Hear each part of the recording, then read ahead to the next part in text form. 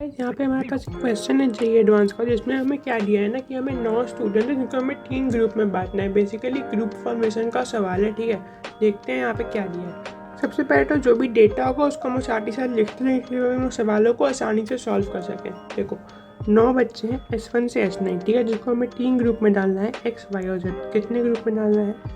X, Y और Z। ठीक है, X, Y और Z में डालना है। आगे देखो of sizes 2, 3 and 4, जिसका साइज होगा मेरा 2, 3 and 4. Suppose that S1 cannot be selected for team X. S1 मेरा इस टीम में नहीं जाएगा, ठीक है, एंड और क्या दिया है? S2 cannot be selected for team Y. S2 मेरा Y में नहीं जा सकता है। तो मेरे को बताना है कि मैं कितने तरीके से ग्रुप फॉर्मेशन कर सकता हूँ, कितने तरीके से मैं टीम्स बना सकता हूँ। ठीक है, बहुत सिंपल सा क्वेश्चन है। ठीक है, बहुत सिंपल है, बस है एडवांस का। एक्चुअली देखें तो मेन से भी ज़्यादा आसान सवाल है, मतलब थोड़ा सा अच्छे से सोचोगे तो। देखो कुछ नहीं करना है, एकदम सिंपल 4 केस बनाएंगे, आंसर आएगा। कुछ कॉम्प्लिकेट नहीं करेंगे।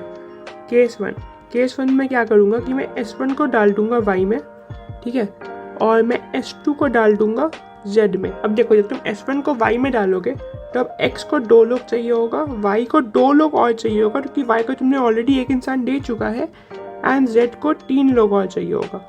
ठीक है, अब हमें 2, 2 और 3 का आराम से ग्रुप फॉर्मेशन करना है, जो हो जाएगा 7 factorial upon 2 factorial, 3 factorial, 2 factorial, 2 factorial.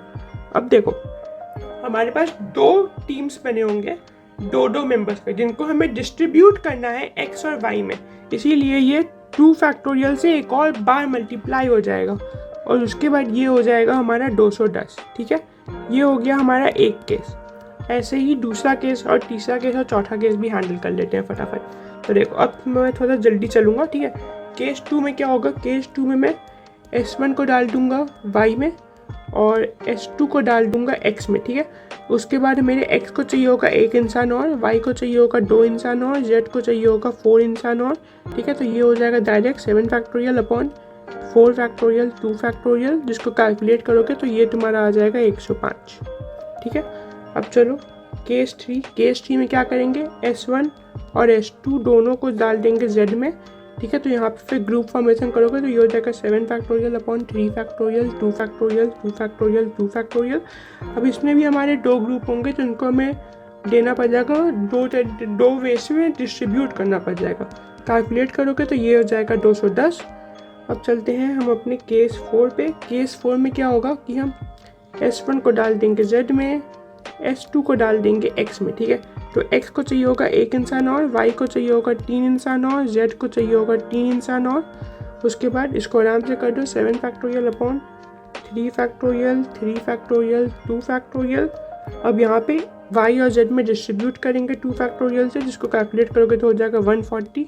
तो ये हो गए हम लोग के चारों केस। इन चारों केसेस को ऐड कर दो सिंपली, और इसको ऐड करोगे तो तुम्हारा फाइनल आंसर आ जाएगा 665। ठीक है, जो तुम्हारा इस क्वेश्चन का आंसर है।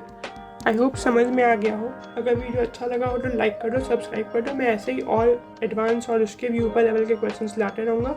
सो आज के लिए इतना ही, बाय।